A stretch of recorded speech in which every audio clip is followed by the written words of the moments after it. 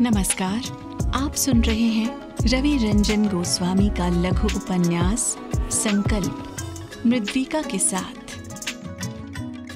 Chapter 9, सदमा और क्रोध।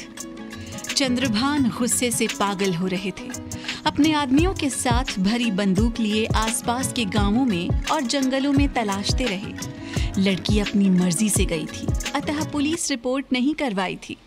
रात भर वे तलाशते रहे। सुबह लौट कर आए तो एक नौकर ने सूरजभान को बताया, लगता है बिटिया घोड़े से गई हैं। चंद्रभान ने कहा, हमारे सारे घोड़े तो हमारे साथ ही हैं। फिर खुद समझ गए कि घोड़ा किसी और का भी हो सकता है।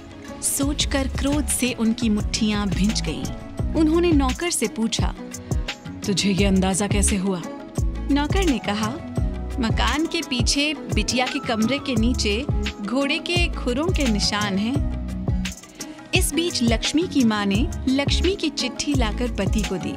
चिट्ठी पढ़कर ये निश्चित हो गया कि विवाह से बचने के लिए लक्ष्मी ने ये कदम उठाया है। लेकिन ये बालकिशन कौन है?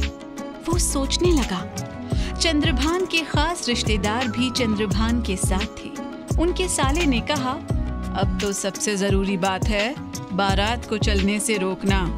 बारात यहाँ आ गई तो बहुत मुसीबत हो जाएगी। तय कार्यक्रम के अनुसार कुंदन की बारात शाम 5 बजे पहुँचने वाली थी। चंद्रभान समझ गए थे लड़की मिल भी जाए तो अब विवाह संभव नहीं था, बल्कि उन्हें अफसोस हो रहा था। उन्होंने अपनी बेटी की बात को गंभीरता से नहीं लिया। वो सोच रहा था 2 जागीरदार रिश्तेदार बनेंगे तो दोनों के हाथ मजबूत होंगे। अब दोनों के बीच रंजिश ना हो जाए। कुंदन और कुंदन के घर वाले इसे अपनी बेइज्जती मान सकते थे। चंद्रभान ने अपने कुछ खास लोगों को बुला भेजा। वो उनसे सलाह मशवरा करना चाहता था।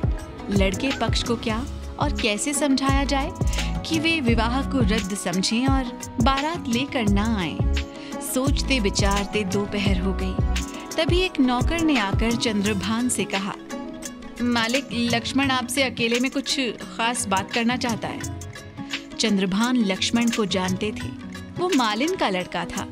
उनके बाग में भी वो बसंत के मौसम में फूल लेने आया करता था। उन्हें लगा हो न हो लक्ष्मण लक्ष्मी के बारे में कोई खबर लाया होगा।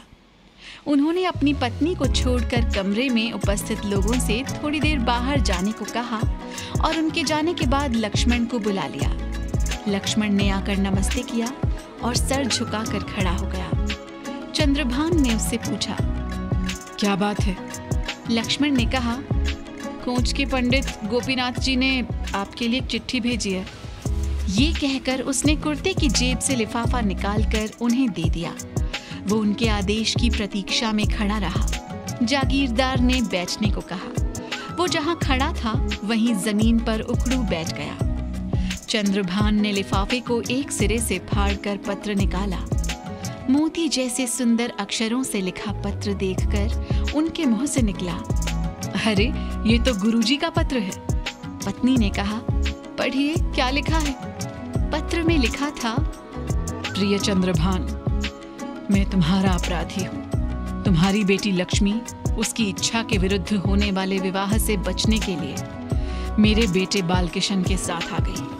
वो मेरे घर में मेरी पत्नी की निगरानी में पूर्ण सुरक्षित है। मैं जानता हूँ तुम लोग कितने परेशान होंगे। मैं शीघ्र ही लक्ष्मी को घर भेजने की व्यवस्था करूँगा। हमें जो सजा देना चाहो दे देना, मगर मेरी तुमसे हाथ जोड़कर विनती है कि बेटी का कम उम्र में बेमेल विवाह मत करना।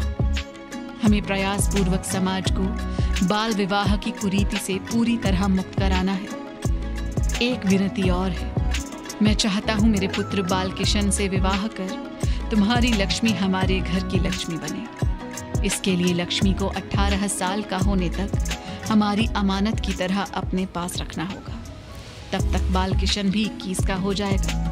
तब दोनों का विवाह कर देंगे। तुम्हारा शुभचिंतक गोपीनाथ। पत्र पढ़कर चंद्रभान निश्चिंत हो गए। उनका चेहरा दमक उठा। उन्होंने उसी समय कुंदन से क्षमा मांगते हुए कतिपय कारणों से विवाह का कार्यक्रम रद्द होने की सूचना का एक पत्र कुंदन के गांव लक्ष्मण के ही हाथों भिजवा दिया। और एहतियातन अपनी निजी सेना को चौकसी पर लगा दिया। हालांकि कोई उपद्रव न हुआ। ज्ञात हुआ विवाह की खुशी में सुबह से वो शराब पीकर धुत था। लक्ष्मण से चंद्रभान का पत्र पाकर कुंदन के धर्मभीरु पिता को लगा वो एक लड़की का जीवन खराब करने में भागीदार होने के पाप से बच गए। लक्ष्मी का पता लगने के बाद चंद्रभान रुक नहीं पाए और स्वयं गोपीनाथ जी के घर से लक्ष्मी को लेने पहुंच गए।